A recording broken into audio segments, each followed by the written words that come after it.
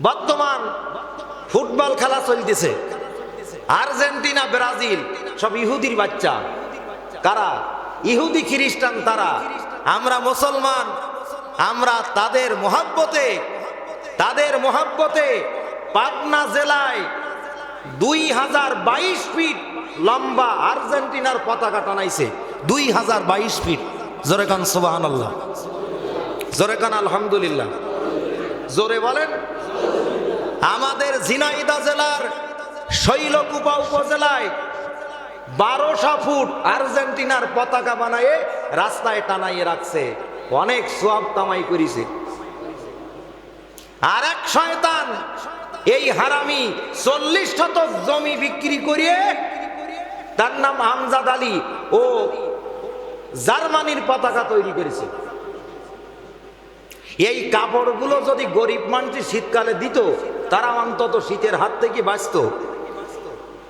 এরাও নামাজ পড়ে, রোজা রাখে, এরাও মাহফিল দেয়, মাহফিল শোনে, কিন্তু মোহাব্বত অন্তরে ইসলামের এখনো জায়গা দিতে পারে নাই, নামাজির স্থান দিতে পারে নাই, গরিবের স্থান দিতে পারে নাই।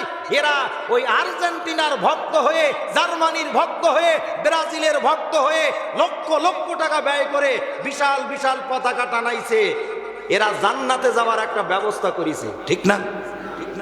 শুধু তাই না, কয়েক জায়গায় ব্রাজিল আর আর্জেন্টিনার পতাকা টানাইতে যেয়ে যে যুবক পতাকা টানাইতে গাছে উঠলো বা পতাকা টানাইতে কাজ করতে গেল, কারেন্টের শর্ট খেয়ে দুনিয়ার থেকে একেবারে চিরদিনের জন্য জান্নাতে চলে গেছে। এই জন্য আপনাদেরও সুযোগ আছে, খেলা এখনো চলতেছে, একটা পতাকা বানাইয়ে অন্তত 33,000 ভোল্টের লাইনে ঝুলাই দেওয়া ভালো। আর ওখানে যাওয়ার পরে যদি আপনি মরেন, শহীদের মৃত্যু হবে, ঠিক কিনা?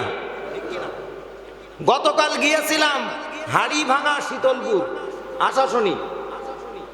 যাওয়ার পরে খেলার ব্যাপারে কিছু কথা বললাম, বলার পরে হাজী সাহেব একজন ছিল, সে বলতেছে, হুজুর দুঃখের বিষয়, আমরা 1.5 কাতার মুসল্লি ফজরের নামাজ পড়ি। আর গত 2 দিন আগে আর্জেন্টিনার খেলা হলো ভোরবেলা 3টার সময়, তার থেকে অর্ধেক মুসল্লি নেই, সব খেলা দেখতেছে। নামাজিরা কেমনে ওই বিধর্মীদের প্রতি এতটা মানে মায়ায় পড়ে গেল, আল্লাহই ভালো জানে। এইবারে ইহুদির সমর্থন দিল খেলায়। এবার ইসরায়েলের ইহুদিরা যখন ফিলিস্তিনের মুসলমানদের উপরে হামলা চালিয়ে মুসলমানদের শাহাদাত বরণ করায়, মেরিয়ে ফেলে, তখন এই মুসলমানেরা ওই খেলা দেখা ভক্তই আফসোস করে, ইসরায়েলের ইহুদিরা কত বড় জঘন্য, কত বড় জানোয়ার, আমাদের স্বজাতি মুসলমানদের মারতেছে। এরকম হাহুতাশ করি কিনা? তুমি হাহুতাশ করো, ঠিক আছে, কিন্তু মোহাব্বত তো তোমার অন্তরে মুসলমানদের না, ফিলিস্তিনের না। মোহাব্বত কাদের? কারণ ব্রাজিল এবং আর্জেন্টিনা এই 2 দেশ ব্যবসা বাণিজ্য বজায় রেখেছে ইসরায়েলের সাথে।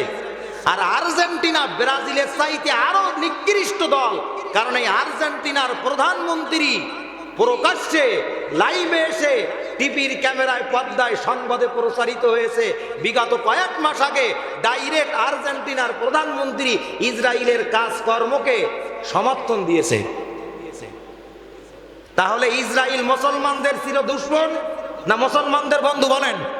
সেই ইসরায়েলকে যে সমর্থন দিল, যে আপনি মুসলমান মানেন, আমরা সমর্থন দিলাম, এই আর্জেন্টিনা সমর্থন দিল।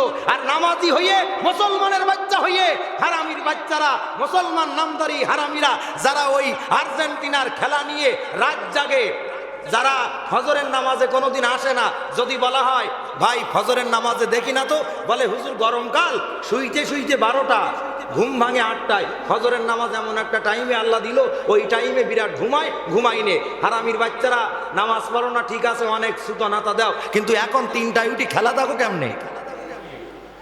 অনেকে রাগ করতে পারে, কিন্তু হারামি ছাড়া হালাল দাদা বলার কোনো সুযোগ নেই। কথা বলেন না কেন?